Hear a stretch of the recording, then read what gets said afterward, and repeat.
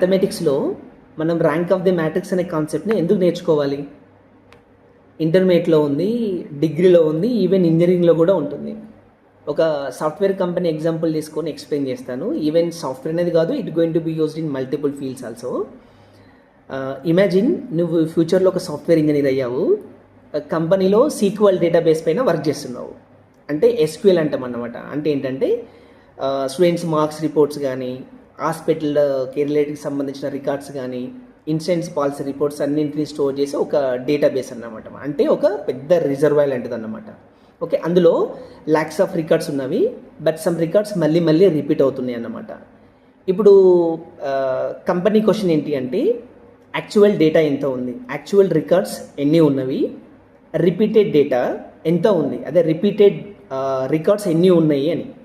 Okay, అక్కడ మనం rank of the matrix అనేది కాన్సెప్ట్ యూజ్ అవుతుంది అన్నమాట. ఓకే, సింపుల్గా చెప్పాలంటే rank is equals to useful. ఇంకా చెప్పాలి అంటే ఇండిపెండెంట్ ఇన్ఫర్మేషన్ కౌంట్ అని కూడా చెప్పొచ్చు.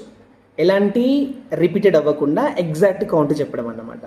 ఓకే, ఈ డూప్లికేట్స్ని అదే మళ్ళీ మళ్ళీ రిపీట్ అయినటువంటి డేటాని రిమూవ్ చేయడం వల్ల సీక్వెల్ క్వరీ చాలా ఫాస్ట్గా జరుగుతుంది, స్టోర్ వేస్టేజ్ అనేది తగ్గిపోతుంది, ఎగ్జాక్ట్ రిపోర్ట్స్ అనేటివి వస్తున్నవి మనకి, అండ్ ఆర్టిఫిషియల్ ఇంటెలిజెన్స్ కానీ డేటా అనాలిసిస్ కానీ బెటర్గా వర్క్ అవుతుంది అన్నమాట.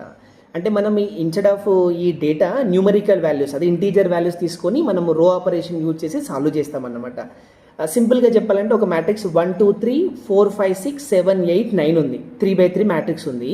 దాని ర్యాంక్ ఎంత వస్తుంది అంటే మనము డూప్లికేట్స్ ఐడెంటిఫై చేస్తామా? If you look at the directly into this matrix, ఏమి రోస్ ఉన్నాయి, ఏ డూప్లికేట్స్ ఉన్నాయి చేయలేము కదా. అందులో కూడా ల్యాక్స్ ఆఫ్ డేటా ఉన్నప్పుడు లైన్ బై లైన్ రీడ్ చేయడం చాలా డిఫికల్ట్ అవుతుంది. ఓకే, సో మనకి ఇక్కడ థియరిటికల్గా ఒక నాలెడ్జ్ అనేది మన మైండ్లో బిల్డ్ అవుతుంది. అక్కడికి వెళ్ళిన తర్వాత మనం డిఫరెంట్ సోర్సెస్ నుండి డేటా రిట్రీవ్ చేసినప్పుడు డూప్లికేట్స్ని రిమూవ్ చేయడానికి యూజ్ అవుతుంది ఈ నాలెడ్జ్ అనేది.